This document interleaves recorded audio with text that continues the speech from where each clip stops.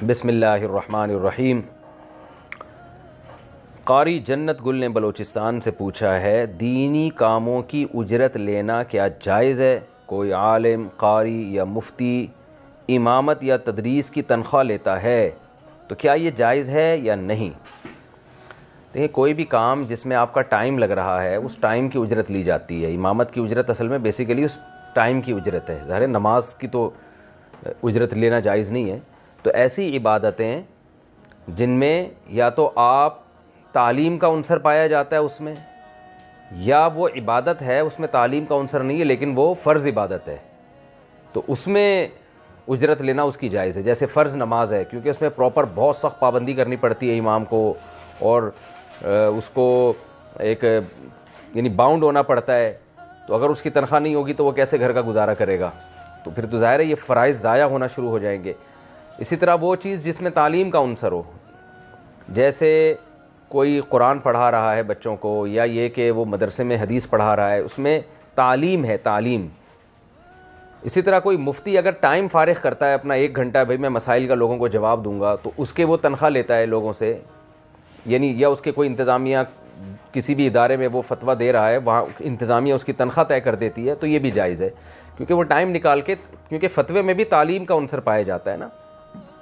لیکن وہ عبادتیں جو خالص عبادت ہیں، ان میں تعلیم کا عنصر بھی نہیں ہے، ایک بات۔ نمبر 2، وہ فرض کے درجے میں بھی نہیں ہے، تو ان عبادات کی خوب سمجھ لیں کہ پیسے لینا اس پہ جائز نہیں ہے۔ جیسے کوئی آپ سے کہتا ہے کہ آپ قرآن کی تلاوت کریں تو ہم آپ کو اتنے پیسے دیں گے اس کے، یہ بالکل حرام اور ناجائز ہے۔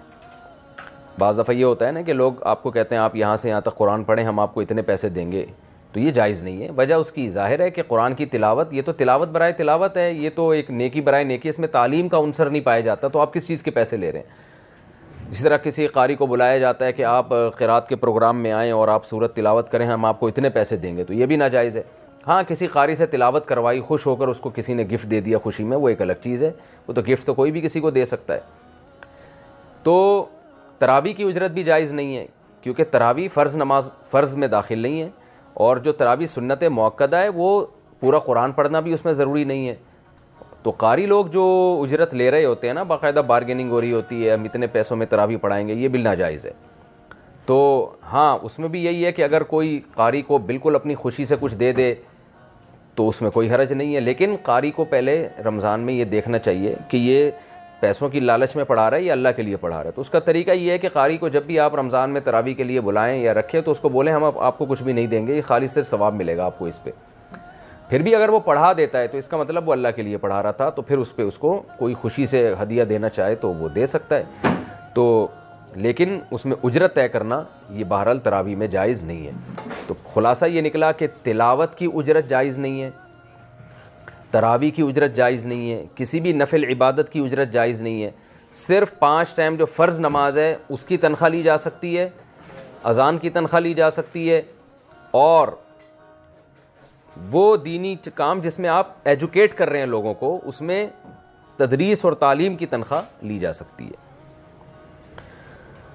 آن لائن پیپر حل کر کے معاوضہ لینا کیسا ہے؟ آج کل آن لائن امتحانات وغیرہ چل رہے ہیں، بعض اسٹوڈنٹس دوسروں سے پیپر حل کرواتے ہیں اور اس کی پیمنٹ کرتے ہیں، کیا اس طرح کسی کا پیپر حل کر کے اس کا معاوضہ لینا جائز ہوگا یا نہیں ہوگا؟ بعض علماء سے سنا ہے کہ یہ چونکہ اپنی محنت کا معاوضہ ہے اس لیے جائز ہے، اس بارے میں رہنمائی فرما دیں۔ عارف اللہ KPK سے۔ محنت کا معاوضہ تو پھر چور کا بھی محنت کا معاوضہ ہے، آپ دھوکہ میں اس کے ساتھ شرکت کر رہے ہیں تو معاوضہ کہاں سے جائز ہو گیا؟ بھائی آن لائن پیپر، اگر جو ادارہ آپ سے پیپر لے رہا ہے اس کی طرف سے یہ لاء ہے، قانون ہے کہ پیپر آپ نے ہی حل کرنا ہے، تو دوسرا حل کرے گا وہ تو دھوکہ ہو جائے گا، تو اس لیے یہ اس کی اجرت ٹھیک نہیں ہے۔ امام اگر جرابوں پر مسح کرتا ہو تو کیا کریں؟ ہماری مسجد میں نئے امام آئے ہیں، ان کی داڑھی بھی پوری نہیں ہے اور وہ جرابوں پر مسح کرتے ہیں۔ میں نے قریب کی دوسری مسجد میں جانے کی بھی کوشش کی لیکن وہاں کے امام صاحب بھی اکثر جرابوں پر مسح کرتے ہیں۔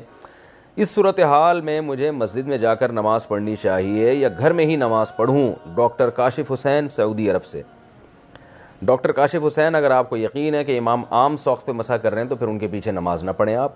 یہ بہت بڑے بڑے فقہا کے رائے کے خلاف ہے یہ، اور قرآن و سنت کے بھی خلاف ہے، کیونکہ حدیث میں کہیں بھی اس طرح کی جرابوں پر مسح کا تذکرہ نہیں ملتا۔ وہ جو جورب پر مسح کا تذکرہ ملتا ہے تو وہ جورب بھی وہی جو نبی کے دور میں ہوا کرتے تھے، جن کے کچھ شرائط تھیں، جو بغیر جوتوں کے استعمال ہوا کرتے تھے۔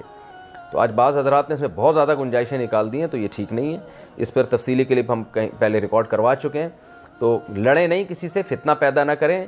امام صاحب کو بھی آرام سے محبت سے سمجھا دیں کہ امام صاحب جو پوری امت میں جمہور کی رائے ہے آپ اس پہ عمل کریں۔ امام کو تو احتیاط کرنی چاہیے نا، اور زیادہ محتاط ہونا چاہیے امام صاحب سے کہیں جب آپ اپنی نماز پڑھیں نا، سنتیں پڑھنے ہوں یا انفرادی نماز پڑھ رہے ہوں، پھر آپ جیسے چاہیں عمل کریں، وہ آپ جانے اللہ جانے، لیکن جب آپ لوگوں کو نماز کرا رہے ہیں تو پھر آپ احتیاط والی رائے پر عمل کریں، ایک شاذ رائے پر عمل نہ کریں آپ۔ تو وہ احتیاط یہی ہے کہ آپ پاؤں دھو لیا کریں، اس میں کیا جا رہا ہے، اور اگر آپ نے مسح ہی کرنا ہے تو وہ مسح اس ایسے ساکس پہنیں جو جن کے ہاں کم از کم جمہور کے نزدیک ان پہ مسح جائز ہوتا ہو، تاکہ سب کی نمازیں ٹھیک ہو جائیں۔ تو امام صاحب سمجھدار ہوں گے تو بات مان لیں گے، سمجھدار نہیں ہوں گے تو نہیں مانیں گے، تو پھر ان کو پڑھنے دیں، آپ پھر اپنے گھر میں جماعت کرا لیا کریں یا انفرادی۔ ویسے بھی عرب کنٹریز میں تو ڈبل جماعتیں بھی ان کے ہاں کوئی اس کو معیوب نہیں سمجھا جاتا، اور ان کے علماء کا فتویٰ یہی ہے کہ دوسری جماعت بھی جائز ہے، تو آپ ایک اور جماعت کرا لیا کریں اس کے بعد جا کے۔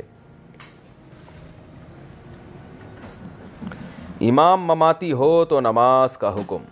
میں مماتی حضرات کے پاس کام کرتا ہوں، وہاں تمام مسجدوں کے امام بھی مماتی ہیں، کیا ان کے پیچھے نماز پڑھ سکتے ہیں؟ جبکہ اگر ان کے ساتھ نماز نہیں پڑھیں تو بعض دفعہ نماز میں تاخیر یا غفلت ہو جاتی ہے۔ مماتی لوگ بھی مسلمان ہیں بھائی، اتنے نہیں ہے کہ ان کے پیچھے نماز ہی جائز نہ ہو، تو بالکل جائز ہے ان کے پیچھے نماز پڑھنا۔ حضرت عثمان رضی اللہ تعالیٰ عنہ کے گھر محاصرہ کیا تھا باغیوں نے، تو جب وہ باغی نماز پڑھاتے تھے تو حضرت عثمان نے لوگوں کو حکم دیا تھا کہ ان کے پیچھے نماز پڑھو۔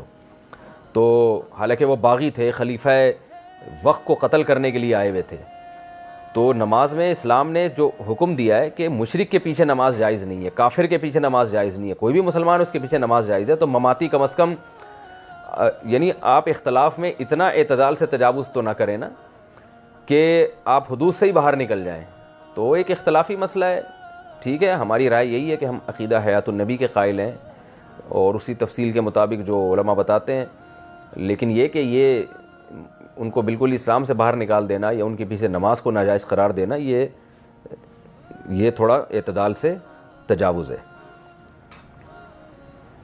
مسجد دور ہو تو دکان میں ہم نماز پڑھ سکتے ہیں۔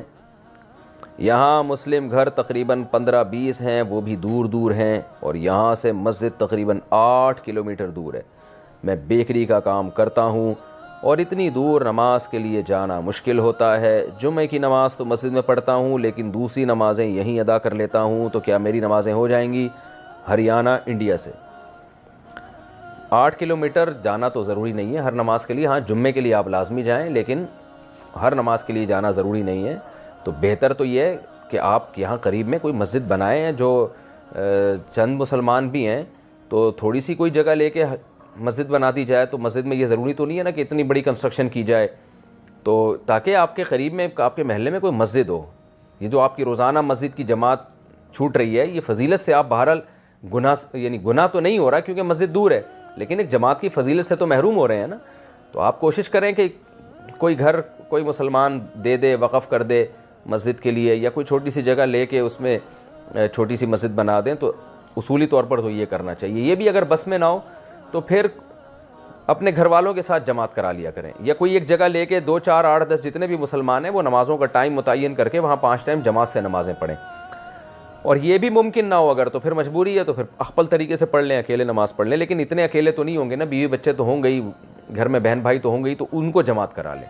تو اتنے طویل عرصے تک جماعت سے نماز ہی نہ پڑھنا، ہر نماز انفرادی پڑھنا، یہ بہت بڑی فضیلت سے محرومی کی بات ہے، اور جماعت چھوڑنا یہ گناہ بھی ہے۔ ٹھیک ہے، مسجد قریب میں نہیں ہے تو مسجد میں جماعت آپ پر واجب نہیں ہے، لیکن نفس جماعت تو ہے نا، تو وہ اس طرح بھی ہو سکتی ہے، گھر میں گھر کے افراد کو کھڑا کر کے جماعت کرا لیں، یا دکان میں کوئی ایک آدھ مسلمان ہو آپ کے ساتھ، اس کے ساتھ نماز پڑھ لیں جماعت سے۔ سید لوگوں کے لیے کون سے خاص احکام ہیں؟ ایک سید گھرانے کو کس طرح رہنا چاہیے؟ کیا وہ بھی عام لوگوں کی طرح رہیں یا ان پر کچھ اضافی ذمہ داریاں عائد ہوتی ہیں؟ حافظ صفوان، گجرات، انڈیا سے۔ بھائی سید لوگوں کو تھوڑا اور گناہوں سے بچنے کا اہتمام کرنا چاہیے، چونکہ وہ نبی صلی اللہ علیہ وسلم کی اولاد میں ہیں، تو کل قیامت میں آپ صلی اللہ علیہ وسلم کو کیسے ان نبی کا سامنا کریں گے؟ نبی ان سے کہہ سکتے ہیں تم تو میری اولاد میں تھے، تمہیں تو زیادہ چلنا چاہیے تھا تاکہ لوگ تمہاری اقتدا کریں۔ تو جتنا مقام بڑا ہوتا ہے تو انسان پر ذمہ داری اتنی ہی زیادہ عائد ہوتی ہے۔ لیکن ہم بعض سادات کو دیکھتے ہیں کہ وہ بہت زیادہ دین سے دور ہوتے ہیں، وہ اس ظام میں مبتلا ہوتے ہیں کہ ہم چونکہ سید ہیں تو شاید ہم ویسے ہی بخشائے جائیں۔ تو ایسا نہیں ہو سکتا بھائی۔ نبی صلی اللہ علیہ وسلم نے حضرت فاطمہ سے کیا فرمایا تھا کہ ان کو بتایا تھا کہ اس حدیث کا مفہوم پیش کر رہا ہوں کہ بھائی نسب پہ فخر نہیں کرنا کہ تم میری بیٹی ہو، اعمال کو جو ہے وہ ملحوظ رکھنا ہے۔ تو سادات کی یہ زیادہ ذمہ داری بنتی ہے، اور عام لوگوں کی ذمہ داری یہ ہے کہ وہ بہرحال نبی کے نسب ہے تو اس کا ایک احترام کریں۔ لیکن آج کل بعض علاقوں میں احترام میں اتنا غلو ہونے لگا ہے کہ عمل کو بالکل چھوڑ دیا ہے، بس سید ہونا کافی ہے، چاہے وہ کچھ بھی کر رہا ہو، تو ہاتھ بھی چوم رہے ہوتے ہیں، تو یہ بھی غلو ہے۔ تو سادات تو نبی کے دور میں بھی تھے، تو ہم نہیں دیکھتے کہ صحابہ کرام جا کے ان کے ہاتھ چوما کرتے تھے۔ تو ہاتھ چومنا تو بہت بڑی کسی کو آپ فضیلت دے رہے ہیں نا، تو اس کے لیے پہلے تقوی ہے کہ عمل اچھا ہو۔ تو تقوی اور یہ سب چیزیں اسلام میں سب سے پہلے ہیں، اس کے بعد نسب ہے۔ تو ٹھیک ہے نسب کی بھی فضیلت ہے، بھئی ہمارے نبی کی آل اولاد ہمارے لیے قابل احترام ہے، لیکن سب سے پہلے عمل ہے، اس کے بعد یہ چیزیں دیکھی جاتی ہیں۔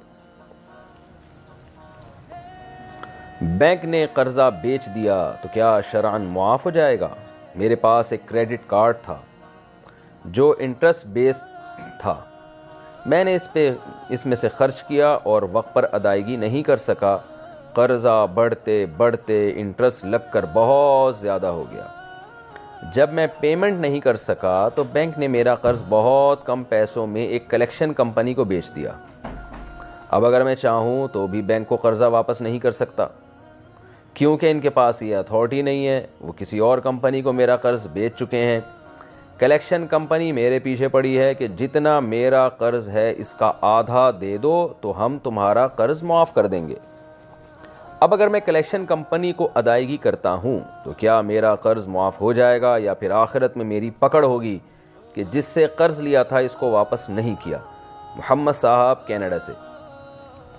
دیکھیں بینک کا قرض بیچنا تو ناجائز اور حرام تھا کہ آپ کا قرض بینک نے کسی اور کو بیچ دیا کچھ پیسے لے کے، یہ تو بالکل بینک نے ناجائز اور حرام کام کیا۔ لیکن بینک کون سا، اگر اتنا ہی نیک ہوتا تو وہ سودی لین دین کر کیوں رہا ہوتا؟ تو بینک جانے اور وہ کمپنی جانے، لیکن آپ پر لازم ہے کہ کلیکشن کمپنی کو اب بینک نے اپنا قرض اس کو یعنی وکیل بنا دیا ہے، یا اس کو اتھارٹی دے دی ہے کہ آپ وہ وصول کر لیں، تو اب آپ پر لازم ہے کہ آپ اس کلیکشن کمپنی کو قرض واپس کریں۔ لیکن پہلی بات تو یہ سمجھ لیں کہ جتنا کریڈٹ جو قرض آپ نے لیا تھا نا، آپ پر صرف اتنے پیسے ہی واجب ہوں گے۔ جو سود اضافی لگا ہے وہ جو قرض آپ پر آئے نا سود کی مد میں، شریعت میں وہ کل عدم ہے، وہ آپ پر لازم نہیں ہے۔ تو جتنے پیسے آپ نے بینک سے لیے ہیں اتنے واپس کرنے پڑیں گے، اس کے علاوہ جو آپ پہ سود لگتا چلا گیا ہے وہ شریعت میں اس کا لوٹانا لازم نہیں ہے، اگرچہ آپ نے اس کا پہلے سے ایگریمنٹ ہی کیوں نہ کیا ہو، کیونکہ وہ ایگریمنٹ شریعت میں کل عدم ہے۔ دوسری بات یہ کہ اب یہ کلیکشن کمپنی نے آپ کا آدھا قرض معاف کر کے آپ سے کہہ رہی ہے کہ آدھا دے دیں، تو خوشی خوشی آدھا دے دیں۔ باقی رہا یہ مسئلہ کہ اب اصل کو بینک کو تو آپ واپس لوٹا نہیں سکتے، تو جب لوٹا ہی نہیں سکتے تو اب یہ بحث ہی کرنا فضول ہے کہ اس کو لوٹانا واجب ہے یا نہیں ہے، کیونکہ بینک نے ویسے بھی کسی اور کے ذمہ لگا دیا ان سے پیسے لے کے۔ تو اب آپ آدھے پیسے وہاں دے دیں جو کلیکشن کمپنی ہے، اور توبہ استغفار کریں کہ آپ نے قرض کی ادائیگی میں ٹال مٹول سے کام کیوں لیا۔ بینک کچھ فیصد لے کر باقی معاف کر دے تو شرعاً کیا حکم ہے؟ میرے شوہر نے 4-5 سال پہلے بینک سے $40,000 قرض لیا تھا۔ ایک بزنس شروع کیا جو چل نہیں سکا اور اس میں کافی نقصان ہو گیا۔ انہوں نے اپنا دیوالیہ پن ظاہر کر دیا، جس کی وجہ سے ان کی پیمنٹ جو باقی رہ گئی تھی وہ وہیں رک گئی۔ اب الحمدللہ ہمارے حالات بہت بہتر ہیں اور ہم اسے واپس کرنا چاہتے ہیں۔ اب اگر ہم بینک سے بات کریں گے تو وکیل کے ذریعے کریں گے، اور بینک ہمیں آپشن دے گا کہ آپ 40% یا 50% ادائیگی کر دو تو آپ کے سارے معاملات ہم کلیئر کر دیں گے۔ تو کیا اس طرح شریعت کی روح سے بھی ہمارا سارا قرضہ معاف ہو جائے گا، یا ہمیں شریعت کی روح سے پورے پیسے دینے پڑیں گے؟ سارا اعجاز کینیڈا سے۔ اصول تو یہی ہے کہ جتنا دین ہے سارا آپ کے ذمے لازم ہے، جو بھی قرضہ ہے سود ہٹا کے $40,000 آپ کے ذمے لازم ہے۔ لیکن اگر بینک آپ کو معاف کر رہا ہے 50%، تو ایک چیز جب جس کا قرضہ ہے وہی معاف کر رہا ہے تو اچھی بات ہے، وہ اس کو حق حاصل ہے کہ وہ معاف کر دے، وہ کہ 50% دے دو باقی ہم نے معاف کیا، تو 50% آپ کا معاف ہو جائے گا، آپ 50% دے دیں۔ لیکن اگر یہ کام اللیگل طریقے سے ہو رہا ہے، مثال کے طور پر وکیل جو ہے نا الٹے سیدھے ڈاکومنٹ بنا کے معاف کروا رہا ہے 50%، اور وہ اپنا کوئی رشوت لے رہا ہے اس کے بدلے میں، یعنی یہ کام اگر اللیگل ہو رہا ہے تو پھر یہ جائز نہیں ہے، کیونکہ بعض وکیل بھی ایسا کرتے ہیں کہ جعلی ڈاکومنٹ بنا کے کچھ الٹا سیدھا کر کے کہتے ہیں اتنے پیسے ہمیں دے دو باقی ہم معاف کروا دیں گے، تو پھر وہ بہرحال ناجائز ہے۔ لیکن اگر آپ لیگل کام کر رہے ہیں تو بینک اگر آدھا معاف کرتا ہے تو وہ معاف ہو جائے گا۔ پرندوں کو دانہ دینے کا اجر، پرندوں کو کھانا کھلانا کیسا ہے؟ کیا یہ صدقہ جاریہ ہے یا صرف ثواب ہے؟ سہیل سعودی عرب سے۔ صدقہ جاریہ میں تو یہ نہیں آئے گا لیکن ثواب آئے گا۔ باقی یہ کہ ثواب بھی جب ہے جب اس عمل سے انسانوں کو نقصان نہ ہو رہا ہو، کیونکہ لوگ بالکل ہمارے ہاں سینس لیس قسم کے معاملات ہو جاتے ہیں۔ میں دیکھتا ہوں لوگوں کو، اس پہ میں پہلے بھی کئی بار بول چکا ہوں کہ آپ اگر جانور کی خدمت کر رہے ہیں تو اس خدمت سے انسانوں کو نقصان ہو رہا ہے تو پھر ثواب نہیں ملے گا اس میں۔ مثال کے طور پر ہم نے کراچی میں یہاں دیکھا ہے کبوتروں کو لوگ روزانہ دانہ ڈال کے ایک جگہ گراؤنڈ ہے اس میں رکھتے ہیں دانہ، اس میں اتنے ہزاروں کبوتر جمع ہو گئے ہیں، کیونکہ کبوتروں کو پتہ ہے کہ بھئی روزانہ 6 بجے اتنے لوگ کراچی میں یہاں گراؤنڈ میں دانہ ڈالیں گے، تو سارے کبوتر پورے ادھر ادھر نا ان کی مخبریاں ہوتی ہیں، بھئی وہاں فری پھوکٹ میں دانہ مل رہا ہے، تو کبوتر جا جا کے کھائے جا رہے ہیں، پھر وہ پھیل رہی ہے ان کی نسل اسپیڈ کے ساتھ، پھر ان کی بیٹیں، ان کا کچرا، پارکوں میں ویسے ہی آج کل صفائی نہیں ہے آپ کو پتہ ہے، اوپر سے اور کبوتروں کی بیٹیں، پھر وہ ان کی نسل بھی بڑی اسپیڈ سے بڑھ رہی ہے، کیونکہ اب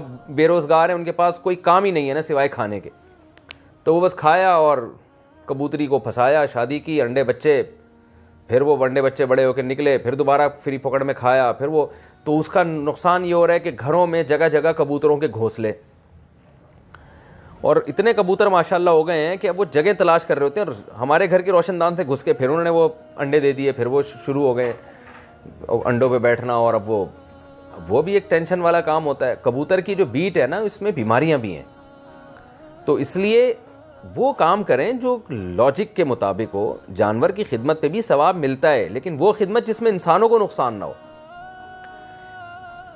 ہمارے محلے میں ایک صاحب نے بلیوں کو کھلانا شروع کیا، تو بلیوں کو بھی پتہ چل گیا بھائی 3:06 پہ یہاں چھیچڑوں کی ایک پوری ایک دکان لگتی ہے، پورے محلے کی بلیوں میں مخبریاں ہوتی چلی گئیں۔ وہ بلی نے ادھر سے بلایا بھائی انڈا موڑ سے، وہاں کے جا کے اپنی بلیوں کو بلایا، تم بھی آ جاؤ، وہاں سے بلے بھی آ رہے ہیں، وہاں سے بلیاں بھی آ رہی ہیں، ہوتے ہوتے بلیوں کی ایک پوری فوج جمع ہو گئی، روزانہ وہاں کے بیٹھ جاتی۔ اب اس سے ٹریفک میں پرابلم پیش آ رہی ہیں، گاڑی والوں کو گزرنا مشکل ہو رہا ہے، اور پھر ان بلیوں نے ادھر ادھر، پھر وہ صاحب جب گئے ہیں نا وہ چھیچڑے چھوڑ کے، تو بلیوں کو تو وہ چھیچڑوں کی عادت پڑ گئی تھی فری کے، اب وہ بلیاں آ رہی ہیں، خود تو انہوں نے کمانا چھوڑ دیا، بلیوں نے بالکل ساری جاب لیس ہو کے بیٹھ گئی کہ بھئی ہمیں فری پاکٹ میں یہاں مل رہا ہے، تو اب ہمیں جاب کرنے کی بالکل ضرورت نہیں ہے۔ جاب لیس ہونے کا یہ نقصان ہوا کہ جب وہ صاحب موو ہو کے کہیں اور گئے ہیں تو بلیوں کو اب چھیچڑ نہیں مل رہے، اور ان کو اب وہ کمانے کی عادت بھی ختم ہو گئی، تو اب وہ بیٹھ کے اب جب بھوک لگے گی اور وہ عادت وہی ہری ہری کھانے کی پڑی ہوئی ہے، تو اب وہ کیا ہوا کہ انہوں نے لوگوں کی مرغیاں کھانا شروع کر دیں۔ تو میری بھی الحمدللہ 3-4 مرغیاں بلیوں کے پیٹ میں جا چکی ہیں، اللہ ان کی مغفرت فرمائے اور ان کے درجات کو بلند فرمائے۔ بہرحال تو اب نتیجہ یہ نکلا ہے کہ میں اس نتیجے پہ پہنچا ہوں کہ بھائی جانوروں کی وہ خدمت کرو جس سے انسانوں کو نقصان نہ ہو کم از کم۔ تو یہ ٹھیک ہے، نبی صلی اللہ علیہ وسلم نے فرمایا ایک شخص نے پیاسے کتے کو پانی پلایا تو اللہ نے اس کو بخش دیا اسی نیکی پر۔ تو کوئی پیاسا جانور نظر آ جائے، کوئی بھوک سے تڑپ رہا ہو، تو اس کو تو کھلائیں موت سے بچانے کے لیے، لیکن اتنا زیادہ وہ کر دینا کہ جس سے لوگوں کو، انسانوں کو نقصان ہونا شروع ہو جائے، یہ بہرحال کسی بھی طرح مناسب نہیں ہے۔ ایک بات، دوسری بات یہ، بعض لوگ جانوروں کی خدمت میں یہ کرتے ہیں کہ پرندوں کو آزاد کرتے ہیں۔ وہ صدر میں ہم نے دیکھا ہے کراچی میں چڑے پنجرے میں بند ہوتے ہیں، تو کچھ لوگوں نے منت مانی ہوئی ہوتی ہے یا صدقہ کرنے کے لیے آئیں گے، پنجرہ خرید کے اس پرندوں کو اڑا دیتے ہیں، تو یہ بھی کامن سینس کے بالکل خلاف ہے۔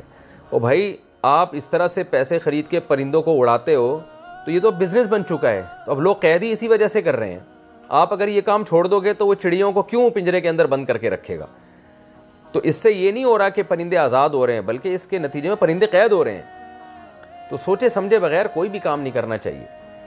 اور ایسے جانوروں کو پالنا جو انسان کے لیے نقصان دہ ہیں، جو تھوڑے بھی ہوں تو نقصان پہنچاتے ہیں، وہ بھی غلط ہے. جیسے چیل ہے، اس کی خدمت آپ شروع کر دو تو چیلیں تو بڑھ جائیں گی. چیل گوشت نوچ کے لے جاتی ہے. چیل وہ پرندہ ہے جس کو حرم میں بھی مارنے کی اجازت ہے. تو اب حرم میں سے بھی مجھے یاد آیا، وہاں کتنے کبوتر ہیں، لوگ دانہ ڈال ڈال کے اتنے کبوتر ہو گئے ہیں کہ جب آپ مسجد حرام میں نماز کے لیے جاؤ کبوتروں کا غول اڑتا ہے، آدمی سر نیچے کر کے جا رہا ہوتا ہے. تو ایسی خدمت کریں جانوروں کی جس میں انسانوں کو، میں نہیں کہہ رہا انسانوں کو فائدہ ہو، بلکہ انسانوں کو کم از کم نقصان تو نہ ہونا. تو اس لیے اس کا خیال کرنا چاہیے. باقی دوسری بات یہ کہ اتنی زیادہ انویسٹمنٹ بھی اس خدمت میں نہ ہو کہ انسان پہلے ہے نا. مثال کے طور پر آپ کے پاس کچھ پیسے ہیں، آپ کسی بھوکے انسان کو کھانا کھلا سکتے ہو اور بھوکے جانور کو بھی کھلا سکتے ہو، تو انسان کو پہلے ترجیح دی جائے. تو جہاں دونوں میں تعارض ہوگا تو بہرحال انسان کو ترجیح دی جائے گی.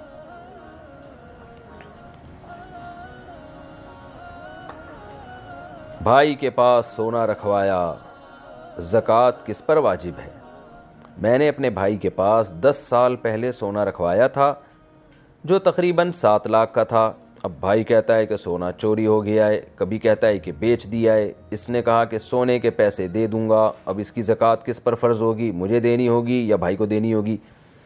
اگر یہ سونا ملنے کا آپ کو غالب گمان ہے کہ یہ سونا واپس مل جائے گا تو آپ کو زکوٰۃ دینی ہوگی چونکہ آپ کا سونا ہے. اور اگر آپ کا خیال ہے کہ بھائی صاحب پی گئے ہیں سونا، اب پتہ نہیں بکا ہے یا چوری ہوا ہے، کیا ہوا ہے، آپ کو امید نہیں ہے، تو پھر آپ بھی اس کی زکوٰۃ نہیں دیں گے. اور بھائی اس لیے نہیں دے گا کہ حرام مال پہ زکوٰۃ ہوتی نہیں ہے، کیونکہ بھائی کا سونا تھا نہیں، اس نے غصب کر لیا. وہ تو غصب شدہ چیز میں صدقہ نہیں ہوتا، بلکہ وہ تو اس پر لازم ہے کہ وہ آپ کو سارا لوٹائے. تو جب آپ کو لوٹائے گا تو پھر اس وقت سے پھر زکوٰۃ شروع ہوگی آپ پر.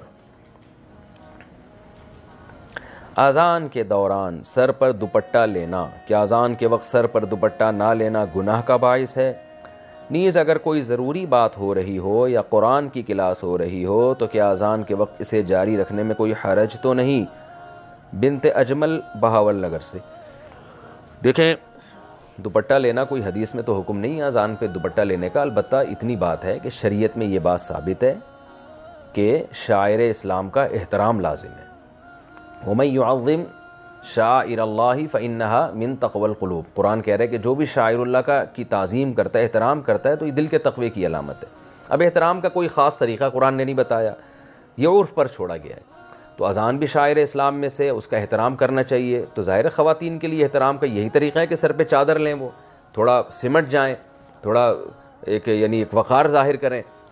تو اس لیے خواتین کو اذان کے وقت دوپٹہ لازمی لینا چاہیے. رہا یہ مسئلہ کہ دوپٹہ نہیں لیں گی تو گنہگار ہوں گی، تو گناہ تو نہیں ہے، لیکن یہ عمل بہرحال قابل ملامت ہے کہ تھوڑا سا انسان کو اللہ کے نام کا خیال کرنا چاہیے، خاص طور پہ جب عرف بھی ہو کہ اذان کا اسی طرح سے احترام کیا جاتا ہو. اور رہا یہ مسئلہ کہ اس وقت باتیں کرنا یا قرآن کی کلاس، تو بہتر تو یہی ہے اور بہت تاکید ہے اذان کے احترام کی. تو اذان جب ہو رہی ہو تو آپ اپنی کلاس کو تھوڑی دیر کے لیے روک لیں. حتیٰ کہ فقہا کہتے ہیں بہتر یہ کہ تلاوت بھی نہ کی جائے اس وقت، تو باتیں بھی نہ کی جائیں، اذان کو سنا جائے. البتہ اس سے وہ اذان مراد ہے جو آپ کے محلے کی مسجد کی ہو، کیونکہ اذانیں بھی 4 5 آوازیں آ رہی ہوتی ہیں. تو بس وہ جو آپ کے محلے کی مسجد کی اذان ہے آپ اس کا احترام کر لیں تو کافی ہے. باقی اذانیں ہو رہی ہیں پھر وہ ہونے دیں. تو فرض واجب تو نہیں ہے یہ عمل، لیکن یہ اذان کے احترام کا بہرحال تقاضا ہے.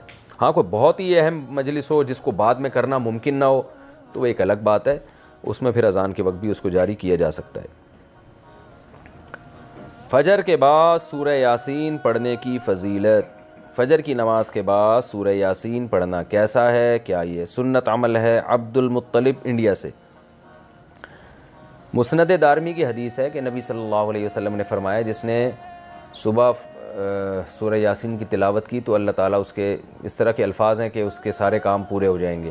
لیکن یہ حدیث سند کے لحاظ سے بہت زیادہ ضعیف ہے. فجر کے بعد کون سے کام کریں؟ فجر کے بعد ایک مسلمان کی کیا روٹین ہونی چاہیے؟ اس پر روشنی ڈالیں. ابو حنین کراچی سے. دیکھیں حدیث سے تو یہ بات ثابت ہے کہ فجر کے بعد کا وقت ذکر اللہ کا وقت ہے۔ آپ صلی اللہ علیہ وسلم نے ارشاد فرمایا کہ جو شخص فجر کی نماز کے بعد اسی جگہ جہاں نماز پڑھی ہے بیٹھے بیٹھے اللہ کا ذکر کرتا ہے یہاں تک کہ جب سورج ایک نیزہ بلند ہو جاتا ہے، اشراق کا وقت داخل ہوتا ہے، 2 رکعت پڑھتا ہے، تو اللہ اس کو ایک حج عمرے کا ثواب عطا فرماتے ہیں۔ تو بہت سارے اسلاف اسی پر عمل کرتے تھے کہ فجر کی نماز کے بعد اللہ کا ذکر کیا کرتے تھے۔ یہاں تک فقہا نے لکھا ہے کہ فجر کی نماز کے بعد تلاوت کرنے سے بہتر ہے ذکر کرنا۔ تو اگر کوئی اس طرح تسبیحات نہ کر سکے تو پھر تلاوت کر لے، کیونکہ بہرحال تلاوت بھی ایک طرح کا اللہ کا ذکر ہی ہے۔ تو یہ وقت جو ہے نا ذکر اذکار کا وقت ہے، سب سے بہتر ہے ذکر کرے، وہ نہیں تو پھر تلاوت کرے۔ تو لیکن واجب کچھ بھی نہیں ہے اس میں۔ تو اگر آپ فجر سے پہلے کر لیں ذکر، فجر سے پہلے کر لیں تلاوت تو بھی جائز ہے۔ تو شریعت میں آپ کو اس کا اختیار دیا ہے، لیکن فجر کے بعد سونا فوراً یہ بہرحال شریعت میں ناجائز حرام نہ بھی ہو لیکن ناپسندیدہ ہے۔ بہت سارے اسلاف سے اس کی کراہت منقول ہے۔ تو اگر کوئی مجبور ہو تو ایک الگ بات ہے، جیسے کسی کو رات کو نیند ہی نہ آئی ہو اور اس نے صبح 8 بجے کہیں جانا ہے، اب وہ اگر فجر کے بعد نہیں سوئے گا تو وہ آگے نیند پوری نہیں ہوگی، مسائل کھڑے ہوں گے، تو وہ الگ بات ہے، وہ سو جائے۔ لیکن نارملی فجر کے بعد سونے کا معمول بنا لینا یا بلا ضرورت یہ کام کرنا شریعت میں پسندیدہ نہیں ہے۔ بہت سارے اسلاف نے اس کو ناپسند کیا ہے، کیونکہ مبارک وقت ہے، اللہ اللہ کرنے کا وقت ہے۔ کچھ نہیں آپ کرتے، ایکسرسائز کر لیں اس وقت، صبح واک کر لیں جا کے، اچھی ہوا ہے، تازہ ہوا ملے گی آپ کو، جاگنگ کر لیں اس وقت جا کے، پورا دن آپ کا اچھا گزرے گا۔ تو یہ اس قسم کی ایکٹیویٹیز کرنی چاہیے۔ اور دوسری بات نبی صلی اللہ علیہ وسلم نے فرمایا بورک لامتی فی بکورہا، اللہ تعالیٰ نے میری امت کے کاموں میں برکت رکھی ہے صبح کے وقتوں میں۔ تو جتنے بھی کام جو صبح کے وقت میں کیے جائیں اس میں اللہ نے برکت بہت رکھی ہے۔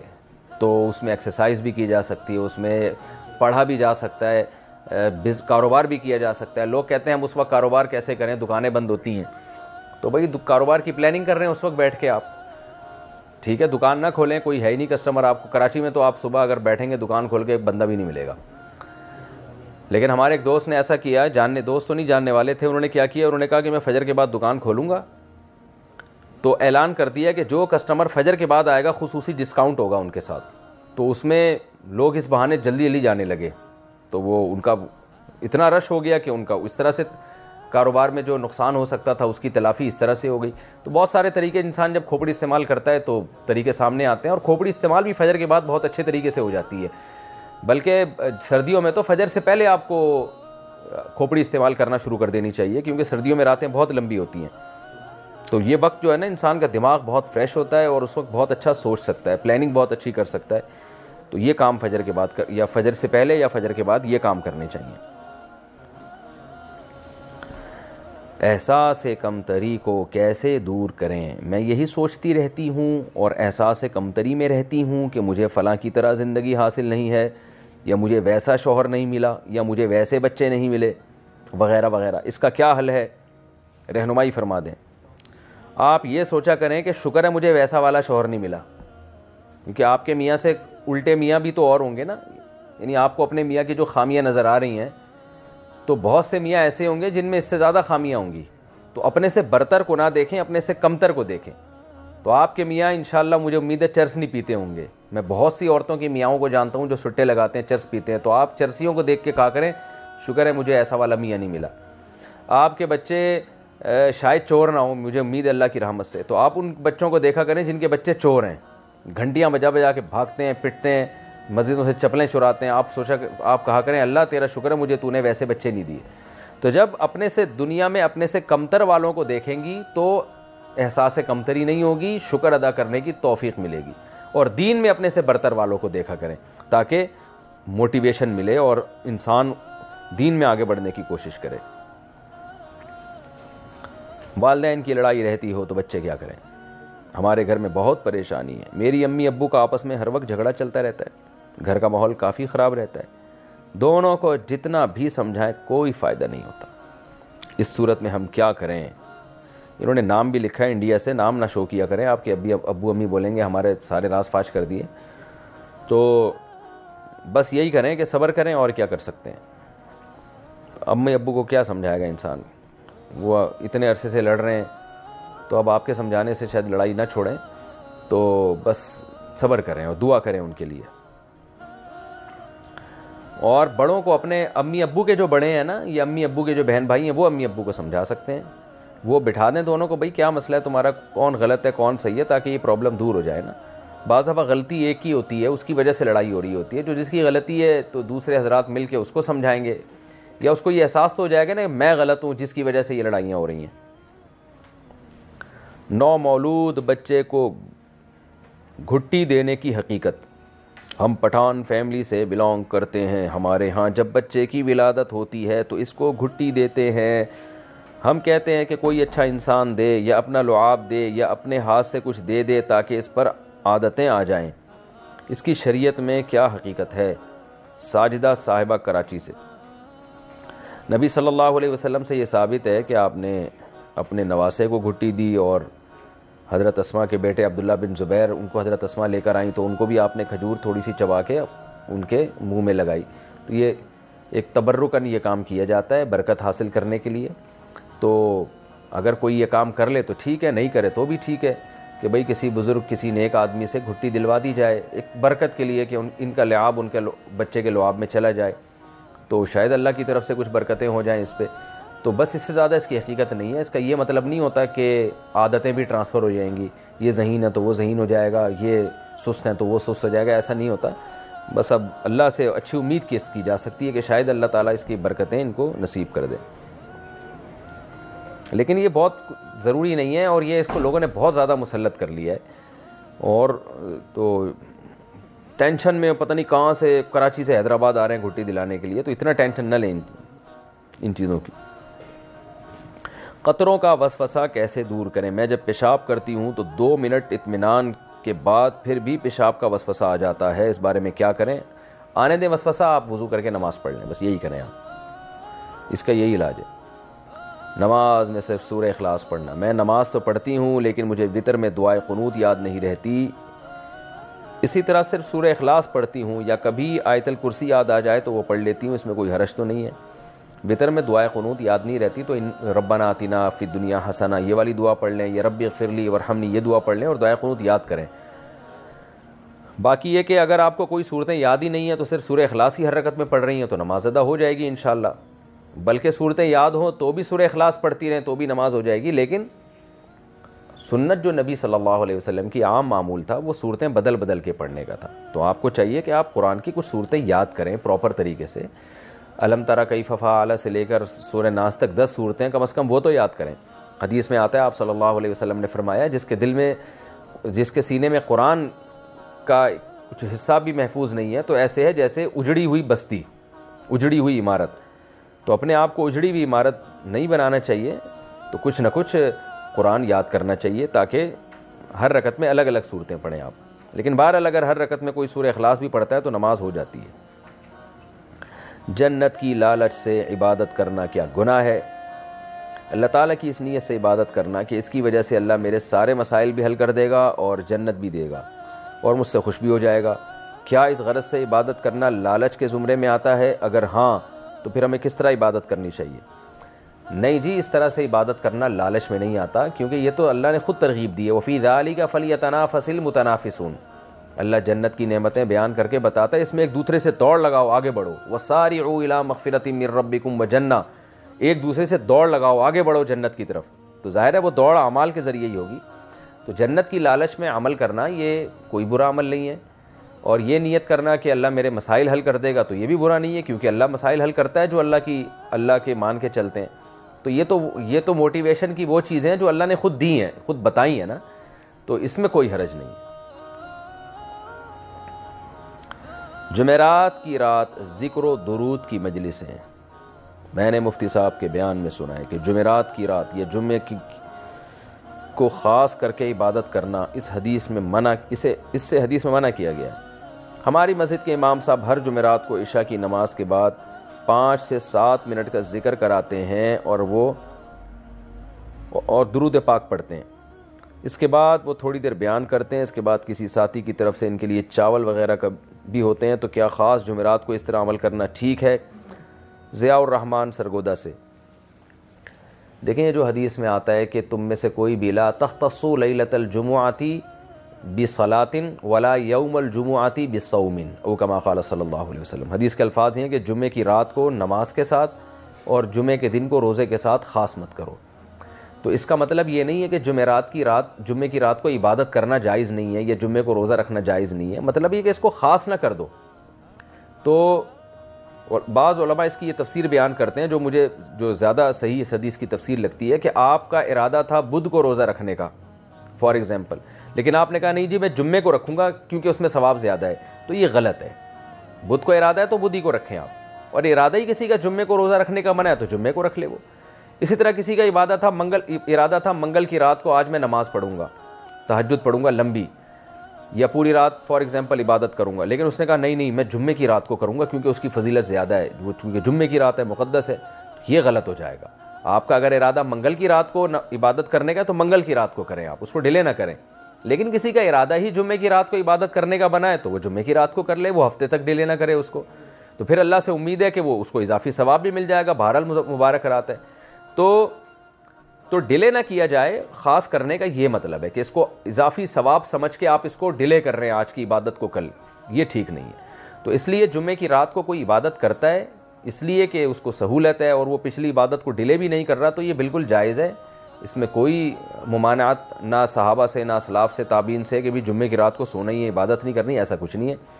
اسی طرح کسی کو جمعے کا دن روزہ رکھنے میں سہولت ہوتی ہے تو وہ بھی رکھ سکتا ہے. جیسے ہمارے ہاں دینی مدرسوں میں چھٹی جمعے کے دن ہوتی ہے تو جمعے کے دن اس لیے روزہ رکھنے میں ہمیں سہولت ہوتی ہے تو کوئی اس بیس پہ جمعے کے دن روزہ رکھ لے تو بھی ٹھیک ہے. تو ہاں اس کو فضیلت کی رات سمجھ کے عبادت اس دن کے ساتھ خاص کر دینا. جیسے 27ویں رات کی ایک فضیلت ہے نا، اس دن کے تو عبادت اس کے ساتھ خاص ہو چکی ہے کہ 27ویں رات آئے گی تو عبادت کرنی ہی کرنی ہے. تو اس طرح کی تخصیص جمعرات یا جمعے کے ساتھ نہ کی جائے. رہا یہ مسئلہ کہ آپ کے امام صاحب یہ کام کرتے ہیں تو اگر وہ جمعرات کی فضیلت سمجھ کے اسپیشل کہ آج جمعے کی رات ہے تو ہم نے ہر جمعرات کو یہ کام کرنا ہے عبادت کرنی ہے تو وہ تو غلط ہے حدیث کی روح سے. لیکن اگر وہ اس نیت سے نہیں کر رہے، وہ اس نیت سے کر رہے ہیں کہ جمعرات کی رات کو سہولت ہوتی ہے ان کو ذکر عبادت کرنے میں تو وہ ٹھیک ہے، کوئی حرج نہیں ہے اس میں. لیکن یہاں دوسرا مسئلہ ایک اور ہے کہ اجتماعی ذکر کروانا. تو اس میں جمعے کی رات کا ہونا اتنا بڑا مسئلہ نہیں ہے. مسئلہ یہ ہے کہ اجتماعی ذکر کے لیے محفل سجانا. تو اصولی طور پر خوب سمجھ لیں کہ ذکر کے حلقے لگا کر اجتماعی سطح پہ ذکر کروانا یہ فی نفسی ہی ایک ناجائز کام ہے، بدعت عمل ہے، اور صحابہ سے اس کی ممانعت ثابت ہے. صحابہ کرام اگر کسی کو مسجد میں دیکھتے کہ وہ اجتماعی ذکر کے حلقے لگا کے بیٹھے ہوئے ہیں تو ان کو منع کرتے اور اس پہ سخت غصے کا اظہار کرتے کہ ہم نے نبی کے دور میں اس طرح نہیں دیکھا. تو یہ جو حدیث میں آتا ہے نا کہ فرشتے آتے ہیں جہاں ذکر کے حلقے ہوتے ہیں تو وہاں فرشتے ان کی تعریف کرتے ہیں اور ان کے لیے دعا کرتے ہیں. تو ان ذکر کے حلقوں سے وہ مراد ہیں جو تعلیمی حلقے ہوتے ہیں جہاں اللہ رسول کی بات ہو رہی ہوتی ہے، جو نبی کے دور میں جس طرح کے حلقے ہوا کرتے تھے، مذاکرہ ہوتا تھا علم کا، یہ حلقے مراد ہیں اس میں. تو اصولی طور پر تو ذکر کے لیے محفل لگانا یہ بدعت ہے. لیکن اگر کوئی شیخ و مرشد جو استاذ کے درجے میں ہوتا ہے وہ اپنے شاگردوں کو ذکر کی عادت ڈالنے کے لیے اپنے خاص مریدوں کو جمع کرتا ہے، ایک ٹائم بتاتا ہے بھائی اس ٹائم پہ سب جمع ہو کے ذکر کرنا تاکہ ان کو عادت پڑے، تو یہ جائز ہے.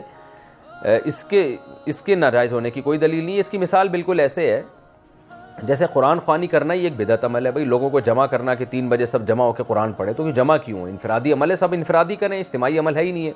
لیکن اگر آپ اپنے گھر میں بچوں کو کہہ دیتے ہو کہ بھائی سب نے فجر کے بعد اٹھ کے تلاوت کرنی ہے تاکہ ان کو عادت پڑے نا، ایک ٹائم پہ سب اٹھیں گے، ایک ٹائم پہ، جیسے ہم بھی ایسے ہی کیا کرتے تھے. ہمارے گھر میں الحمدللہ معمول تھا، جو ہمارے بڑے بھائی ہم سب کو قرآن پڑھاتے تھے تو پابندی تھی بھائی فجر کے بعد سب بچوں نے بیٹھ جانا ہے اور قرآن کی تلاوت کرنی ہے تاکہ ان کو عادت پڑے تلاوت کی. تو یہ ایک اجتماع کی کیفیت بن جاتی ہے. اس میں تداعی نہیں ہے کہ پورے محلے کو اکٹھا کیا جا رہا ہے. تو اسی طرح اگر کوئی گھر کا سربراہ یہ کام کرتا ہے تو اس کے لیے جائز ہے. تو ایسے ہی کوئی شیخ و مرشد اپنے مریدوں کو ذکر کی عادت ڈالنے کے لیے اپنے مریدوں کو جمع کر لے کہ بھئی سارے افراد آ جاؤ اور بیٹھو، چلو اللہ اللہ کرو یہاں بیٹھ کے یہ فلاں تسبیح پڑھو، تو یہ بھی ایک اجتماعی حیت بن جاتی ہے. اس میں اجتماع مقصود نہیں ہوتا، لیکن شیخ تربیت کے لیے، نگرانی کے لیے مریدوں کو ایک ٹائم پہ جمع کرتا ہے، تو یہ بھی جائز ہے. لیکن امام صاحب نے اگر محلے کی سطح پہ یہ کام شروع کیا ہوا ہے تو امام صاحب کو چاہیے کہ وہ یہ کام چھوڑ دیں، کیونکہ اس میں وہ تربیت کا عنصر کم ہے اور یہ والا عنصر زیادہ ہے کہ اجتماعی ذکر کی آپ نے محفل لگائی ہوئی ہے. تو امام صاحب کو چاہیے لوگوں کو ترغیب دیں کہ بھائی ہر آدمی اپنے طور پر ذکر کیا کرے، فجر کے بعد یہ تسبیح ہے، عصر کے بعد یہ تسبیح ہے، تو اخپل طریقے سے جہاں بھی جو بیٹھا ہے وہیں کر لیا کرے. اس کے لیے مسجد میں حلقے نہ لگائیں، کیونکہ یہ چیزیں پھر یا تو یہ عملی بدعت ہے، ورنہ کم از کم بدعت کا ذریعہ ضرور ہے. یہ چیزیں آگے چل کے بہت بڑی بڑی بدعتیں بن جاتی ہیں. جتنی بھی بڑی بدعتیں آپ کو آج معاشرے میں نظر آ رہی ہیں، ان کی بیس چھوٹی بدعت سے ہی شروع ہوتی ہے، بے احتیاطی سے شروع ہوتی ہے، کہ بے احتیاطی کی بیس پہ ایک کام شروع کر دیا، اس کی تعویلات کر کے، اور ہوتے ہوتے پھر وہ اتنی بڑی بدعت بن گئی کہ اس کو سنبھالنا مشکل ہو گیا. تو اس لیے امام صاحب کو یہ عمل چھوڑ دینا چاہیے. بس ویسے ہی بیان کریں اور لوگوں کو ترغیب دے دیا کریں، بھائی تم ذکر کر لیا کرو. خاص عدد میں صورتیں وغیرہ کا ختم کرنا، یہ جو عدد کے حساب سے لوگ ختم کا کہتے ہیں یا وظائف کا کہتے ہیں، کیا یہ جائز ہے یا بدعت ہے؟ جیسے میرے چچا کا ابھی انتقال ہوا ہے، تو ان کی فیملی والے عدد کے حساب سے ختم کرتے ہیں، جیسے اتنی تعداد میں سورہ یاسین پڑھنا یا سورہ ملک پڑھنا وغیرہ. اس کے بارے میں رہنمائی فرما دیں. ان عادات کی کوئی حیثیت نہیں ہے، جو بھی عدد قرآن و سنت سے ثابت نہیں ہے، اس کی آپ لوگوں کا اپنا ذوق ہے، تو اس پر شریعت کا لیبل لگانا ٹھیک نہیں ہے. تو چچا کا انتقال ہو گیا تو سب کو کہہ دیا جائے کہ بھئی اپنے طور پر حسب توفیق جو جتنا صدقہ کر سکتا ہے، خیرات کر سکتا ہے، جتنی تلاوت کر سکتا ہے کر لے. گود لی ہوئی بچی کی ولدیت میں کیا نام لکھوائیں؟ مجھے اولاد نہیں ہوتی تو ہم نے ایک بچی ایڈاپٹ کی ہے، میرے شوہر کی بھتیجی ہے. اس کی ولدیت کے خانے میں جو نام لکھوانا ہے، کیا میں اپنے شوہر کا نام لکھواؤں یا حقیقی والد کا نام لکھواؤں؟ نیز اس بچی کی ماں کا NIC بھی نہیں بن پایا، اس میں کچھ مشکلات ہیں. تو اگر ہم اس کے والد کا نام لکھواتے ہیں تو آگے اس بچی کے لیے بھی پریشانی ہوگی اس کا NIC بننے میں اور دوسرے کاموں میں. تو اگر میں اپنے شوہر کا نام لکھوا دوں تو کیا یہ ٹھیک ہوگا یا نہیں؟ شمع صاحبہ کراچی سے. یہ بالکل حرام ناجائز عمل ہے. لوگ آج کل ذرا سی ڈاکومنٹ کی مجبوریوں سے بلدیت چینج کر دیتے ہیں. ایک چیز منصوص ہے، قرآن میں صاف منع کیا ہے کہ بچے کی ولدیت میں بچے کا نام، بچے کے صحیح باپ کا نام ہی آنا چاہیے، دوسرا نہیں آنا چاہیے. اور یہ باپ کے ساتھ بھی بہت بڑی بے وفائی ہے، اور باپ کے لیے اس کی اجازت دینا بہت بڑی بے شرمی ہے کہ وہ اپنی اولاد کے بارے میں کسی کو پرمیشن دے دے کہ آپ میرا نام کے بجائے فلاں کا نام لکھوا دو. یہ سارے بے شرمی کے کام ہیں.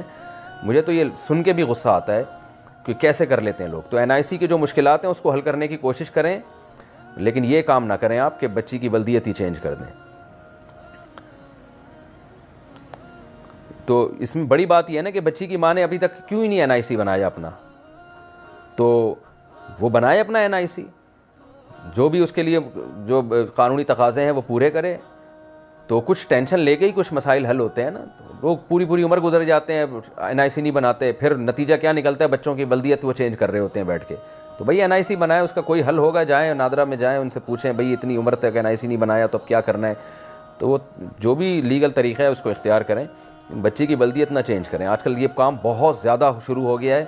میں جب تو نکاح پڑھاتا ہوں نا تو پتہ چلتا ہے سچی مچی کا باپ کوئی اور ہوتا ہے اور ID کارڈ میں کوئی اور ڈالا ہوا ہوتا ہے. کتنے گڑبڑ ہو رہی ہے اس میں. تو اللہ کا خوف بھی کچھ کرنا چاہیے، اللہ سے بھی ڈرنا چاہیے. اور میں حیران ہوتا ہوں باپ اجازت پتہ نہیں کیسے دے دیتا ہے اس کی. اور بچہ بھی بعض دفعہ اپنے ولدیت میں کسی اور بالغ ہونے کے بعد نام ڈال رہا ہوتا ہے کہیں باہر جانے کے لیے یا کسی اور مسئلے کے لیے. یہ بھی بہت غلط ہے.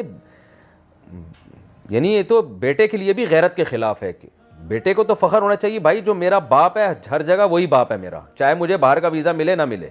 اسائلم داخل کرنے کے لیے بعض لوگ یہ گڑبڑ کر رہے ہوتے ہیں. تو بچے کی غیرت کے بھی خلاف ہے. بچے کو چاہیے بھائی ہمارے ابا وہی ہیں، چاہے جو بھی ہیں، چاہے ہمیں ویزا ملے نہ ملے، ہم ابا نہیں چینج کر سکتے. اپنا نیشنلٹی کے لیے ابا چینج کر دیا جاتا ہے. تو بڑی گندگیاں ہو رہی ہیں معاشرے میں. اللہ جب وہ کہتا ہے نا کہ غیرت جب ختم ہو جائے، حیا ختم ہو جائے تو جو چاہے کرو. تو یہ وہی اصول ثابت ہوتا ہے کہ اس میں انسان کو غیرت دکھانی چاہیے. بچے کی ولدیت چینج نہ کریں اور بچپن سے بچے کو بتائیں کہ یہ آپ کا باپ ہے. میرے سامنے ایسے بھی بہت سارے کیس آئے ہیں کہ جی ہم نے تو بتایا ہی نہیں تھا بچے کو، اب وہ 25 سال کا ہو گیا، اب ہم اس کو بتائیں گے، اس کو تو شوق لگے گا، میں جس کو ابا سمجھتا رہا وہ تو میرے ابا ہی نہیں ہے. تو میں ان سے کہتا ہوں جو غلطی آپ نے کی ہے اب اس کی آپ کو تلافی کرنی ہے، بتانا پڑے گا آپ کو، شوق لگے کچھ بھی ہو. تو یہ شوق لگنا آپ کی غلطی ہے کہ آپ بچپن سے ہی اس کو بتاتے رہتے. تو کیا جا رہا تھا اس میں؟ بھئی یہ تمہارے ابا ہیں، پال تمہیں یہ رہے. تو اس میں گورنمنٹ کی طرف سے کوئی پابندی تھوڑی ہے کہ دیکھو ہماری نبی صلی اللہ علیہ وسلم کی والدہ حضرت آمنہ تھیں لیکن پالا حضرت حلیمہ نے. تو کوئی بات نہیں، وہ ماں ہیں اور پالنے والی یہ ہیں، تو اس میں کوئی حرج نہیں ہے. تو ایسے والد کا بھی ہو سکتا ہے بھئی یہ والد ہیں، پالا اس نے. تو باپ کا حق اس سے ساقط نہیں ہوتا. باپ بہرحال باپ ہی ہوتا ہے. اچھا بھائی، ویڈیو ایڈیٹنگ کورس کروانے کا شرعی حکم۔ ویڈیو ایڈیٹنگ کورس کروانا کیسا ہے؟ جبکہ ویڈیو ایڈیٹنگ کا اچھا استعمال بھی ہو سکتا ہے، جیسے نعتوں میں اور بیانات وغیرہ کے لیے، اسی طرح گانوں وغیرہ کے استعمال کے لیے برا استعمال بھی کیا جا سکتا ہے۔ تو میرے لیے ویڈیو ایڈیٹنگ کورس کروانا کیسا ہوگا؟ بنت عبداللہ کراچی سے۔ جائز ہے جی ایڈیٹنگ کورس، وہ اس کا اپنا ہیڈک ہے کہ وہ گانوں میں اس کو ایڈیٹنگ کرتا ہے یا وہ کوئی بیانات کی ایڈیٹنگ کرتا ہے، تو کورس کروانے میں کوئی حرج نہیں ہے، اس کی اجرت لینا بھی جائز ہے۔ شیئرز کی خرید و فروخت کے کیا اصول ہیں؟ کسی کمپنی کے شیئر خریدنے کے کیا اصول ہیں اور کیا آداب ہیں؟ آداب یہ ہیں کہ تمیز سے خریدیں، آپ آداب کہہ کے خریدیں۔ کسی کمپنی کے شیئر خریدے جا سکتے ہیں اور کون سے شیئر خریدے جا سکتے ہیں؟ کس کمپنی کے شیئر خریدے جا سکتے ہیں اور کون سے شیئر خریدے جا سکتے ہیں؟ آپ ساؤتھ افریقہ کے شیئر خریدیں تو میرا خیال ہے زیادہ اچھا ہے۔ اس کے علاوہ یہ کیا لکھا ہوا ہے بھائی؟ لون نوٹس یا ڈی بینچر نوٹس کے خریدنے کا کیا حکم ہے؟ راشد صاحب کراچی سے۔ دیکھیں، شیئر خریدنا یعنی کمپنی کے شیئر خریدنا، اس میں اصولی طور پر بیسک شرطیں یہ ہیں۔ سب سے پہلی بات، وہ کمپنی جائز اور حلال کاروبار کر رہی ہو۔ شراب کی کمپنی، سودی بینکوں کی کمپنی، ان کے شیئر خریدنا بیچنا ناجائز ہے۔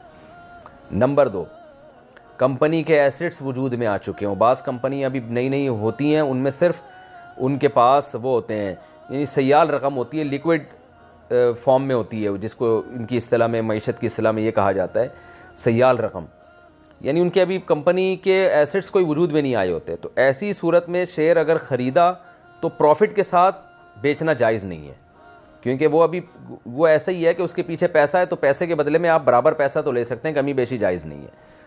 تیسری شرط یہ ہے کہ شیئر آپ کی ملکیت میں آ چکا ہو، آپ کے قبضے میں آ چکا ہو۔ تو قبضے میں حصی قبضہ تو ہوتا نہیں ہے، تو اس کا کم سے کم درجہ یہ ہے کہ وہ آپ کے نام ٹرانسفر ہو چکا ہو۔ پہلے تو چند مہینے پہلے تو اس میں کم از کم 24 گھنٹے لگتے تھے نام ٹرانسفر ہونے میں۔ آج کل ہمیں کچھ اطلاعات ملی ہیں کہ فوراً ٹرانسفر ہو جاتا ہے۔ ابھی آپ جانیں فوراً ہوتا ہے یا بعد میں ہوتا ہے، تو آپ کے نام ٹرانسفر ہو جائے پھر آپ اس کو آگے سیل کر سکتے ہیں، تو یہ جائز ہے۔ ان شرطوں کے ساتھ اگر آپ شیئرز کی خرید و فروخت کرتے ہیں تو وہ جائز ہوگی۔ اس کے علاوہ جو آپ نے جو باقی چیزوں کے بارے میں پوچھا ہے، تو اس میں بھی اصول یہ ہے کہ کوئی بھی سرٹیفکیٹ آپ خریدنے ہیں تو یہ دیکھا جائے گا اس کے پیچھے ہے کیا۔ اگر اس سرٹیفکیٹ کے پیچھے صرف پیسہ ہی پیسہ ہے، کوئی یعنی ایسٹس نہیں ہے، تو آپ اگر یہ صرف پیسہ ہی پیسہ ہے تو جتنے کا سرٹیفکیٹ ہے اس سے کمی بیشی میں بیچنا جائز نہیں ہے۔ اور اگر اس کے پیچھے کوئی ایسٹس بھی وجود میں آ چکے ہیں، یعنی وہ نمائندگی کر رہا ہے، وہ جو بھی آپ کے پاس جو بھی رسید ہے وہ نمائندگی کر رہی ہے کہ اس کے پیچھے کچھ اثاثے بھی ہیں، تو پھر آپ اس کو اسی شرط کے ساتھ کہ وہ آپ کے قبضے میں آ جائیں یا آپ کے نام ہو جائے، تو پھر آپ اس کو آگے فروخت کر سکتے ہیں کمی بیشی کے ساتھ بھی۔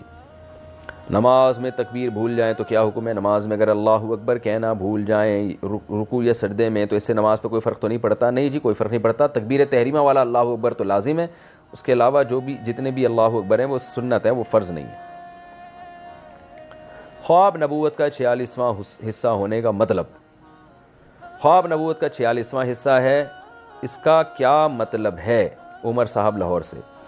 دیکھیں، اس کا مطلب یہ ہے کہ اگر خواب سچا آیا، بعض دفعہ سچا خواب بھی آتا ہے، تو وہ نبوت کا 46واں حصہ ہے۔ یعنی خواب میں نبوت تو 100% وحی جو ہے نا، نبوت سے مراد وحی ہے، وہ تو 100% درست ہوتی ہے، لیکن خواب بھی کیا ہوتا ہے کہ آپ وحی کے 46 حصے کر دیں تو ایک حصہ جو صداقت ہے، سچائی ہے، وہ خواب میں پائی جاتی ہے، یعنی اس کو وحی سے کچھ نہ کچھ مناسبت ہے، تو اسی وجہ سے خواب سچے بھی نکل آتے ہیں، لیکن 100% نہیں ہے، کیونکہ 100% ہوتا ہے تو عین وحی بن جاتا نا، وہ تو پھر نبی کا خواب بن جاتا۔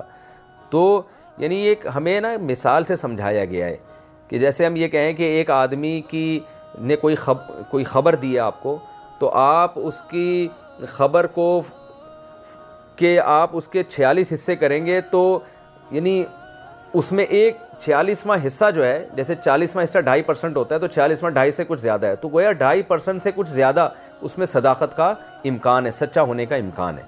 تو یہ مطلب ہے حدیث کا۔ کیا صبح دیکھے جانے والے خواب سچے ہوتے ہیں؟ کہا جاتا ہے کہ صبح کے وقت دیکھے گئے خواب سچے ہوتے ہیں، اس کی کیا حقیقت ہے؟ عمر صاحب لاہور سے۔ داج نہ ملنے پر کر سکتی ہے؟ اگر بیوی کو شوہر کے پاس واقعی کوئی تکلیف ہے، شوہر ظلم نہیں کر رہا لیکن مزاج نہیں مل رہا اور واقعی نہیں رہنا چاہتی، شریعت نے ایسے موقع پہ بیوی کو یہ حق دیا ہے کہ وہ شوہر سے خلا کا مطالبہ کر سکتی ہے، لیکن پھر شوہر کی مرضی ہے کہ وہ خلا دے یا نہ دے. اگر وہ دے تو ٹھیک ہے، نہیں دے تو پھر بیوی کو شوہر ہی کے ساتھ گزارا کرنا پڑے گا. تو ہاں اگر ظالم ہے تو ایک الگ بات ہے، وہ پھر تنسیخ نکاح کا مسئلہ ہے اس میں. تو خلا دونوں کی مرضی سے ہی ہوتا ہے، اور خلا بلا وجہ مانگنا حرام ہے، ناجائز ہے. کوئی شرعی وجہ ہو تو مانگ سکتی ہے، اور شرعی وجہ یہ بھی ہو سکتی ہے کہ بالکل کوئی مزاج نہیں مل رہا آپس میں، تو نہیں سمجھ میں آ رہا. اس لیے کہتے ہیں نا کہ پہلے سے سوچ سمجھ کے شادی کرنی چاہیے تاکہ یہ مسائل کھڑے نہ ہو.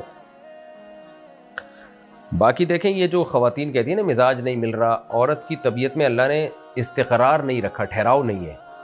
آج مزاج نہیں مل رہا ہوگا کل ملنا شروع ہو جائے گا، آج مل رہا ہوگا مزاج کل نہیں ملنا شروع ہو جائے گا. تو اس لیے اللہ تعالیٰ نے عورت کے ہاتھ میں ڈیورس کا حق دیا نہیں ہے. خواتین جلد بازی میں طلاقیں لے کے کہیں اور شادی کرتی ہیں، وہاں نہیں مزاج مل رہا تو وہ زندگیاں برباد ہو جاتی ہیں ان کی. اس لیے اللہ تعالیٰ نے عورت کو ڈیورس کا رائٹ نہیں دیا. اسے بولا ہے بھائی ایک دفعہ شادی سے پہلے اچھی طرح سوچ سمجھ لو، اس کے بعد جب شادی کر لی ہے تو بس یہ تمہارا میاں ہے. ہاں کوئی معتد بھی ظلم کر رہا ہو تو پھر تنسیخ نکاح کی طرف جانے کی اجازت ہے، لیکن وہ ظلم کی صورت میں ہے. کیا میکے والوں کا بار بار بیوی کو اپنے گھر بلانا درست ہے؟ دیکھیں بیوی کو بلانا درست ہے یا نہیں، اس کا تعلق ہے کیوں بلا رہے ہیں. فساد پیدا کرنے کے لیے بلا رہے ہیں، پھر شوہر کی اجازت بھی ہے یا نہیں ہے. میکے والے اگر بار بار بیوی کو بلاتے ہیں تو بیوی کو شوہر کی اجازت لینی پڑے گی. شوہر اجازت دے گا تو جا سکتی ہے، اجازت نہیں دے گا تو نہیں جا سکتی. باقی بار بار بلانا درست ہے یا نہیں تو ہر ایک کے حالات مختلف ہوتے ہیں. بعض دفعہ میکے بار بار جانے میں بڑے فسادات ہوتے ہیں، میاں بیوی کے جھگڑے ہوتے ہیں، بعض دفعہ کچھ بھی نہیں ہوتا، فسادات نہیں ہوتے. تو یہ کوئی لگا بندہ ضابطہ اور قانون نہیں ہے، ہر ایک کے حالات مختلف ہیں. میں تو صرف شرعی مسئلہ بتا سکتا ہوں کہ شوہر کی پرمیشن کے بغیر نہیں جا سکتی وہ. کیا جمعے کے دن قبرستان جانا افضل ہے؟ نہیں جناب، جمعے کے دن قبرستان جانے کا کوئی کانسیپٹ نہیں ہے الگ سے. کیا ماں باپ اولاد کی کمائی اپنی مرضی سے خرچ کر سکتے ہیں؟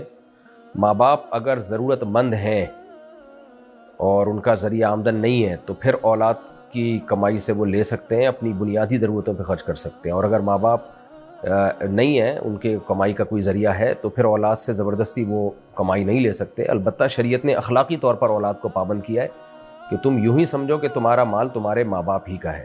مکمل اختیار رکھتی ہے؟ جی ہاں. کیا موبائل سے قرآن پڑھتے ہوئے وضو کرنا ضروری ہے؟ نہیں جناب. کیا عورت ہاتھ میں مہندی لگا کر نماز پڑھ سکتی ہے؟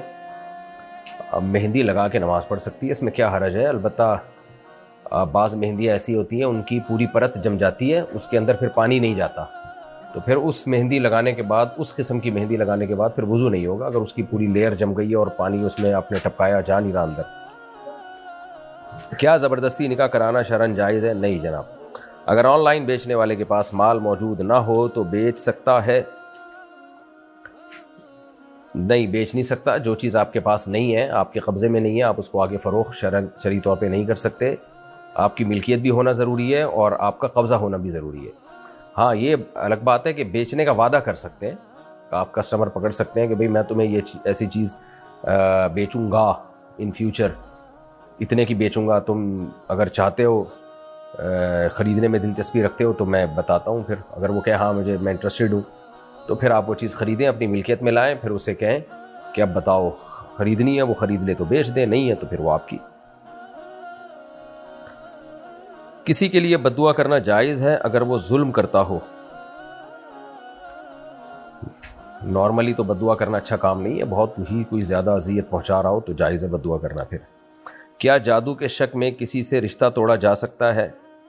یہ دیکھیں توڑا تو جا سکتا ہے شرعی طور پر، لیکن یہ کہ جادو کا شک وقت کیا، یہ عاملوں کے دھندے ہوتے ہیں. بلا وجہ خام خواہ میں کسی پہ شک نہ کریں، اور عاملوں سے آپ کا کوئی سلام دعا ہوگی جس کی وجہ سے آپ کو لوگوں پہ شک ہو رہا ہے.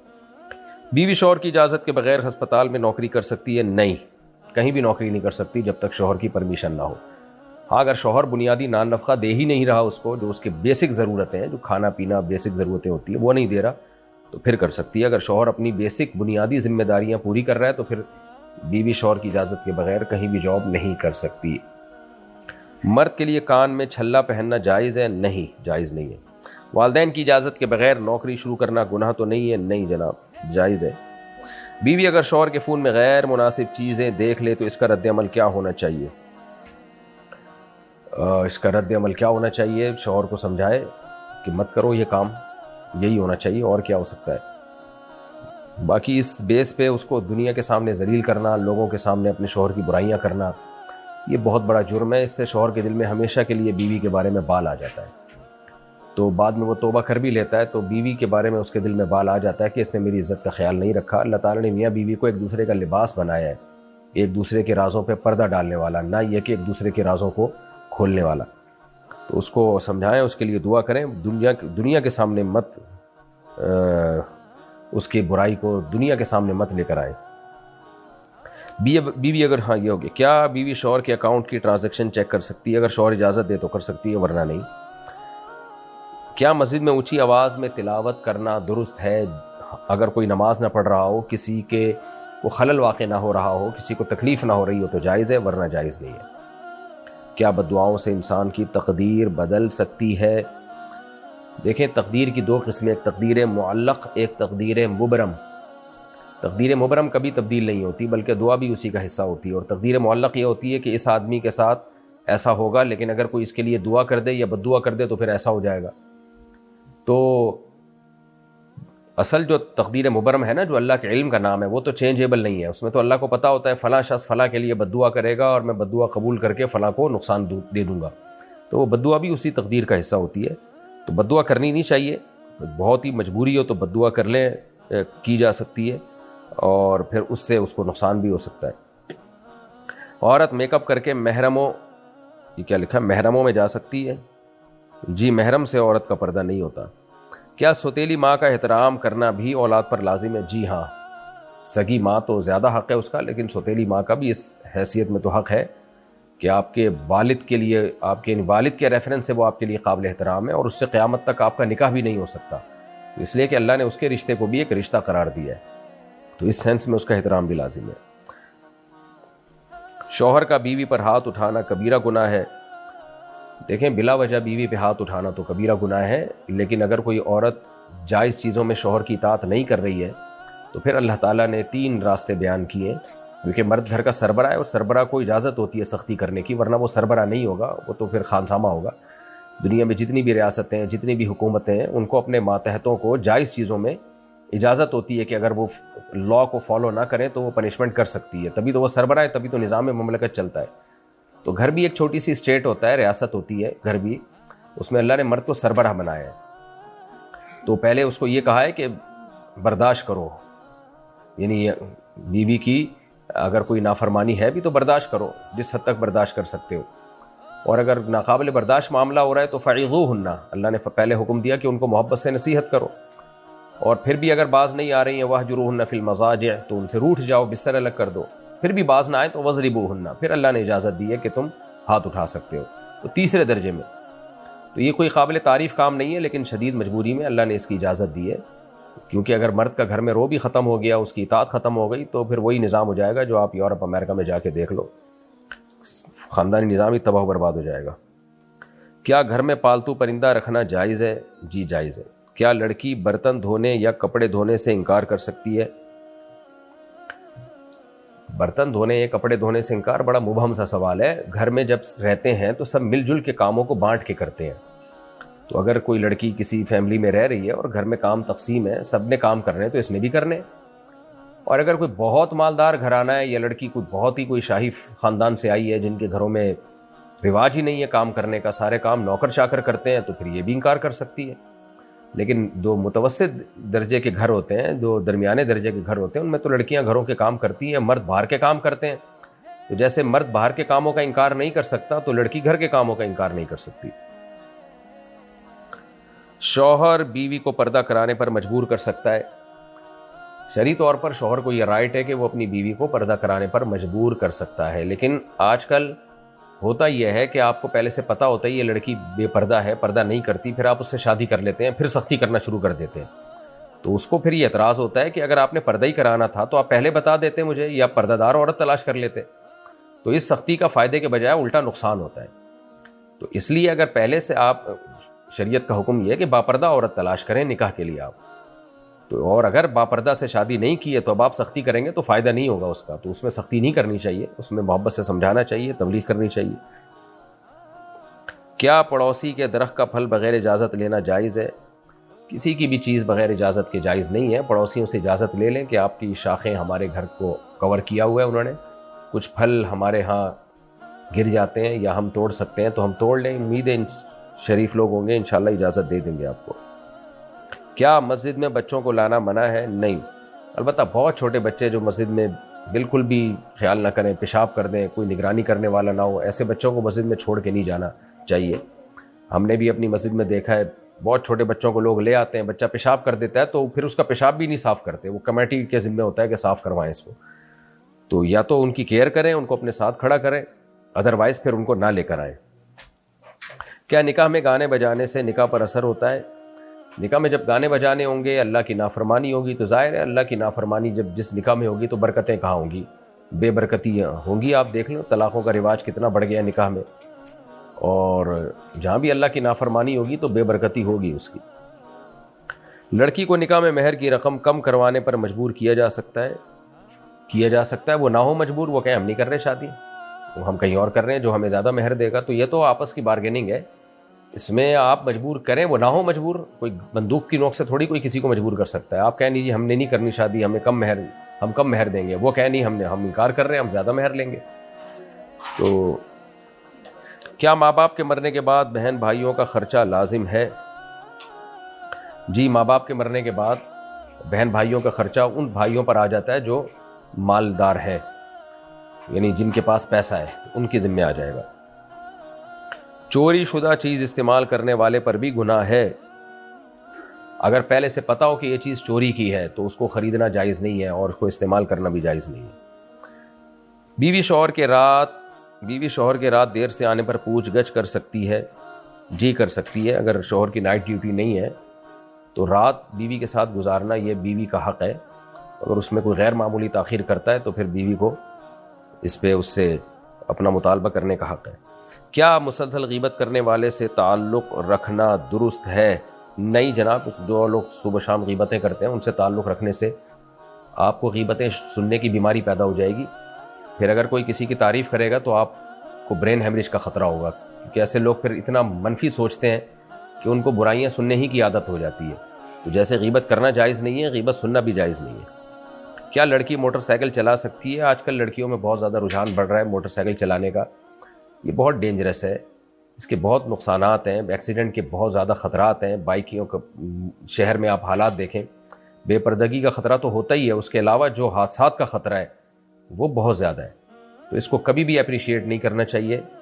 اور ذرا سی بائک سلپ ہوتی ہے، پیچھے ٹرک والا کچل دیتا ہے، مردوں میں کانفیڈنس اللہ نے زیادہ رکھا ہے، اس کے باوجود ان کے اتنے حادثات ہوتے ہیں، تو عورت میں تو خود اعتمادی مرد کی نسبت کم ہے، تو بائک چلانے کے لیے تو بہت زیادہ خود اعتمادی چاہیے۔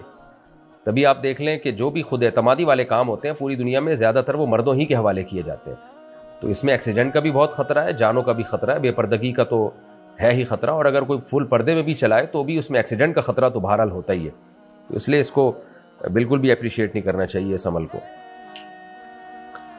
استاد کا شاگرد پر ہاتھ اٹھانا جائز ہے؟ اگر نابالغ بچہ ہے تو اس پہ تو بالکل بھی اس زمانے میں جائز نہیں ہے، ماں باپ کے علاوہ کوئی بھی اس پہ سختی نہ کرے۔ باقی یہ کہ اگر وہ لڑکا بالغ ہے اور ماں باپ نے اجازت دی ہوئی ہے استاذ کو کہ بقدر ضرورت اس پہ سختی کر سکتے ہیں تو پھر کی جا سکتی ہے، لیکن بے تحاشا مارنا پیٹنا، جنگلیوں کی طرح کوٹنا، آپ کو غصہ کسی اور پہ آیا ہوا تھا نکال اس پہ دینا، اس طرح کی حرکتیں جو بعض لوگ کر رہے ہوتے ہیں یہ جائز نہیں ہے۔ اگر کوئی لڑکی نکاح کے وقت بھی اپنی عمر کم بتا دے تو کیا اس کا نکاح درست رہے گا؟ آج کل جتنی بھی شادیاں ہوئی ہیں جن کے بچے بھی ہو چکے ہیں 99.9 نے اپنی عمر کم ہی بتائی تھی، تو اگر ان لوگوں کا نکاح درست نہیں ہوتا تو سارے بچے پھر آپ سوچیں کہاں جائیں گے پھر یہ بچے سارے، تو یہ تو آج کل سبھی لڑکیاں کر رہی ہوتی ہیں، تو میں نہیں کہہ رہا کہ ایسا کرنا چاہیے لیکن یہ سب کر رہے ہیں، نکاح بہرحال ہو جاتا ہے اس سے۔ گھر میں کام کرنے والی لڑکی کو زکوٰۃ دینا درست ہے یا نہیں؟ اس کو تنخواہ کے طور پہ زکوٰۃ نہیں دی جا سکتی، اجرت کے طور پہ، ویسے زکوٰۃ الگ سے دی جا سکتی ہے، لیکن بعض گھروں میں یہ ہوتا ہے کہ ماسیوں کو زکوٰۃ دے کے پھر ان سے اضافی کام کروا رہے ہوتے ہیں، یہ جائز نہیں ہے، حرام ہے، تو ان کو زکوٰۃ دے کے پھر ایکسٹرا کوئی ان سے کام نہیں لیا جا سکتا، وہ خالصتاً ان پر احسان ہی ہوگا۔ کیا دیور اور بھابھی کا ہنسی مذاق گناہ میں آتا ہے؟ اگر بھابھی جوان ہے، دیور بھی جوان ہے، تو بھابھی کا دیور سے پردہ فرض ہے، کوئی ضروری بات ہو تو کی جا سکتی ہے، ہنسی مذاق کرنا یہ جائز نہیں ہے ان کے لیے، بے تکلف ہونا۔ اگر بیٹا والدین کی خرابیوں پر انہیں سمجھائے تو اسے بدتمیزی کہا جائے گا؟ بے موقع سمجھانا بدتمیزی ہی ہے، اور والدین کو سمجھانا نہ ہی سمجھائیں آپ ان کو، ان کے لیے دعا کریں، بہت ہی محبت کے ساتھ اگر کوئی بات ان کو سمجھا دی جائے، اور میں دیکھ لیں کہ ایسا تو نہیں کہ وہ برا محسوس کر رہے ہیں، تو عزت اور محبت کے ساتھ سمجھا دی جائے تو اچھی بات ہے یہ، لیکن بار بار ایک ہی بات کو ریپیٹ کرنا یہ بدتمیزی ہی میں آتا ہے۔ مجھے ہر بات پر قسم کھانے کی عادت ہے، اس سے کیسے بچوں؟ جب آپ قسم کھائیں تو آپ ارادہ کر لیں کہ جب بھی میں قسم کھاؤں گا تو کچھ رقم صدقہ کروں گا، میں ارادہ کریں، ایسا نہ ہو اس پہ بھی قسم اٹھا لیں کہ اللہ کی قسم اگر میں نے قسم اٹھائی تو 10 روپے صدقہ کروں گا، یہ نہ ہو، بس ویسے ارادہ کر لیں، اور جب قسم اٹھائیں تو کچھ پیسے صدقہ کر دیں، یہ عادت چھوڑ جائے گی انشاءاللہ۔ کچھ لوگ نکاح کے وقت بہت زیادہ رسمیں کرتے ہیں، کیا یہ اسراف ہے؟ جی ہاں، نکاح کو سادہ رکھنا چاہیے، جو شریعت نے جتنا بتایا ہے بس اتنا کرنا چاہیے، اس میں یہی بتایا کہ بس ولیمہ کریں، وہ ہر آدمی اپنی استطاعت کے حساب سے کر لے ولیمہ۔ آن لائن گیمز میں لکی ڈرا جیتنے کا حکم کیا ہے؟ جہاں تک میری معلومات ہیں یہ تو جوئے میں آتا ہے، پیسے لگائے جاتے ہیں، جو ہار جاتا ہے وہ پیسے گئے، جو جیت گیا وہ پیسے لے آتا ہے، اگر یہی طریقہ ہے تو پھر ناجائز ہے۔ میں نے اپنے شوہر سے چھپ کر قرض لیا، کیا یہ غلط ہے؟ جی ہاں بالکل غلط ہے، کیونکہ بیوی جب مقروض ہوتی ہے تو ٹینشن شوہر پہ بھی آتی ہے، اور آپ کو ضرورت کیا ہے؟ جب آپ کا بیسک نان نفقہ شوہر کے ذمہ ہے تو پھر قرضہ لینے کی ضرورت کیا ہے؟ تو کیونکہ جب گھر میں مسائل آتے ہیں قرضے کی وجہ سے تو شوہر بھی اس سے ڈسٹرب ہوتا ہے۔ دیور کے سامنے برقع نہ پہننا درست ہے؟ اگر دیور اسی گھر میں رہتا ہو، جوائنٹ فیملی ہے، تو پھر تو ہر وقت عورت برقع پہن کے نہیں رکھ سکتی، پھر سر پہ بس موٹی چادر رکھی جائے، اور دیور کا گزر ہو تو چادر کو تھوڑا سا آگے کر لیا جائے، اتنا پردہ کافی ہے، اور بے تکلف ہو کے گپ شپ نہ ماری جائے اس سے۔ سوشل میڈیا پر مذاق میں جھوٹ بولنا گناہ ہے؟ دیکھیں، ایک جھوٹ وہ ہوتا ہے جس کو لوگ سچ سمجھ رہے ہوتے ہیں تو وہ تو دھوکہ میں آتا ہے، وہ حرام ہے، ناجائز ہے، اور کچھ حکایات ہوتی ہیں جو جھوٹی ہوتی ہیں، یعنی ان کا وجود نہیں ہوتا لیکن لوگوں کو پتہ ہوتا ہے کہ یہ فرضی ہیں، تو وہ جھوٹ کے زمرے میں نہیں آتی، اس میں گناہ نہیں ہے۔ کچھ لوگ قبر کے سامنے ہاتھ باندھ کر کھڑے ہوتے ہیں، کیا یہ درست ہے؟ نہیں جناب، یہ درست نہیں ہے۔ میرا بچہ رات کو ڈر کر اٹھتا ہے، کیا پڑھ کر دم کروں؟ سورہ فلق سورہ ناس پڑھ کے دم کیا کریں، اور ڈاکٹر کو بھی دکھائیں، کوئی کمی ہوتی ہے بچوں میں جو اس طرح کی حرکتیں کر رہے ہوتے ہیں، کوئی کمزوری ہوتی ہے، کوئی آئرن کی کمی، میگنیسیم کی کمی، وائٹامن ڈی کی کمی، بہت سارے مسائل ہوتے ہیں بچوں کے ساتھ، تو کسی اچھے اسپیشلسٹ کو بتائیں، وہ سارے ٹیسٹ ویسٹ کروا لے گا، جو بھی میڈیسن ہوگی وہ دے گا، انشاءاللہ بیماری ٹھیک ہو جائے گی۔ کیا میاں بیوی کی پرائیویٹ باتیں دوسروں سے بیان کرنا حرام ہے؟ جی ہاں، حدیث میں اس پر لعنت وارد ہوئی ہے کہ میاں بیوی اپنی پرائیویٹ باتیں دوسروں کے ساتھ شیئر کریں۔ اگر کسی نے نشے میں طلاق دے دی ہو تو کیا وہ طلاق واقع ہو جاتی ہے؟ اگر خود نشہ کیا ہے تو پھر طلاق دے دی تو طلاق ہو جائے گی، لیکن اگر کسی اور نے نشہ کرا دیا یا بیماری کے علاج کے طور پہ کسی نے نشہ کیا ہے تو اس نشے میں دماغ خراب ہو گیا اور طلاق دے دی تو طلاق نہیں ہوتی، لیکن نارمل حالات میں جیسے لوگ شراب پیتے ہیں اور نشے میں آتے ہیں طلاق دیتے ہیں تو وہ ہو جاتی ہے۔ عورت کے لیے اونچی آواز میں ہنسنا جائز ہے؟ عورت کے لیے افضل تو یہی ہے کہ نہ ہنسے اونچی آواز میں، لیکن اب گھر میں رہتے تو اتنی پابندیاں نہیں ہو سکتی، تو بس اس کو شریعت نے حکم دیا ہے کہ آپ اپنی آواز حتی الامکان غیر محرم مردوں سے چھپائیں۔ آپ کیا کسی کے لیے دل میں برا سوچنا بھی غلط ہے؟ بالکل، جان بوجھ کر اگر برا سوچیں گے تو غلط ہے، اگر خود بخود وسوسے آ رہے ہیں تو اس میں انسان کو کنٹرول نہیں ہے۔ پالتو کتے کا صرف گھر کے باہر رکھنا جائز ہوگا؟ نہیں، جائز نہیں ہے، کتا پالنا ہی ممنوع ہے، ہاں حفاظت پیش نظر ہو، پہرے داری تو ایک الگ بات ہے، نارملی کتا پالنا اسلام میں جائز نہیں ہے۔ نبی صلی اللہ علیہ وسلم نے فرمایا جس نے کتا پالا روزانہ ایک قرات اس کے نیکیوں میں سے کم ہوگا، پہاڑ کے برابر اس کی نیکیاں ڈیلی بیسس پہ کم ہوں گی، ضرورت کا کتا اس سے مستثنیٰ ہے۔ بیوی کو شوہر کے رشتہ داروں سے پردہ کب لازم ہوتا ہے؟ ہر وقت لازم ہے، شوہر کے جتنے بھی رشتہ دار ہیں سوائے شوہر کے والد، دادا اور نانا، یہ جو یعنی آباء و اجداد ہیں شوہر کے، ان سے پردہ نہیں ہے، یعنی شوہر کے والد، دادا اور شوہر کے نانا اور پر نانا وغیرہ، ان سے پردہ نہیں ہے۔ باقی شوہر کے بھائی سے بھی اور شوہر کے چچا سے بھی پردہ فرض ہے، شوہر کے ماموں سے بھی پردہ فرض ہے، یعنی اس کے علاوہ جتنے رشتہ دار ہیں ان سب سے پردہ فرض ہے۔ میں نے غصے میں اپنی بیوی سے کہا کہ اب تم میری ذمہ داری نہیں، اس کا کیا حکم ہے؟ اس کا کچھ بھی نہیں ہوا، اس سے طلاق واقع نہیں ہوئی ہے۔ آپ کی نیت کیا تھی؟ اس سے اگر صرف یہی نیت تھی کہ میں اب ذمہ داری تمہاری نہیں اٹھاؤں گا تو طلاق واقع نہیں ہوئے، اور اگر اس کے علاوہ کوئی اور نیت تھی، آپ کی نیت تھی کہ طلاق واقع کرنا، تو پھر اس سے طلاق واقع ہو جائے گی۔ لیکن وسوسے وہم میں نہ جائیں، جب تک 100% یقین سے آپ قسم اٹھا کے نہ کہیں کہ میری نیت ڈیورس ہی کی تھی، تو اس وقت تک طلاق واقع نہیں ہوگی، کیونکہ اس طرح کے کنایہ کے مسائل میں جب لوگوں کو بتایا جائے تو وہم میں چلے جاتے ہیں، وسوسے میں چلے جاتے ہیں۔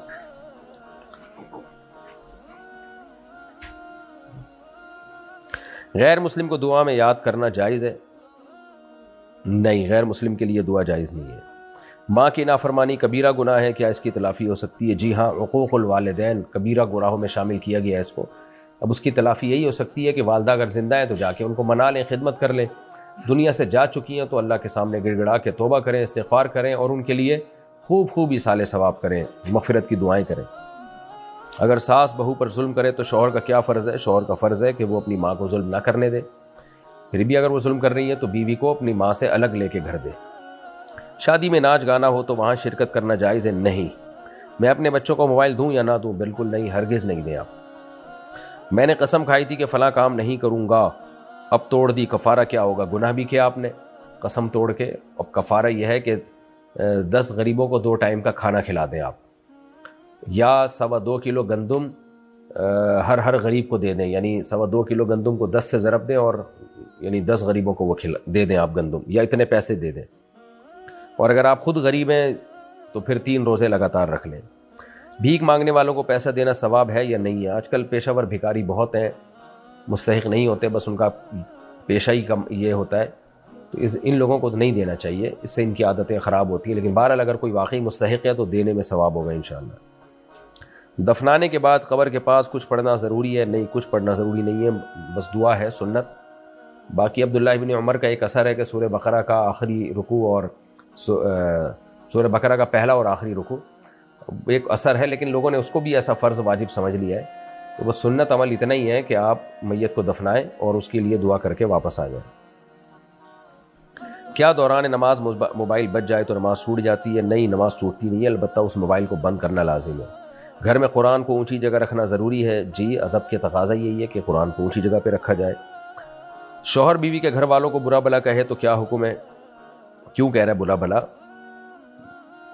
یعنی وہ وجہ جب تک سامنے نہیں آئے گی تو میں جواب نہیں دے سکتا۔ بلا وجہ تو کسی کو بھی کوئی برا بلا کہے تو غلط بات ہے، وجہ ہوگی تو پھر وہ وجہ سامنے آئے گی تو مسئلہ بتا سکتا ہوں میں۔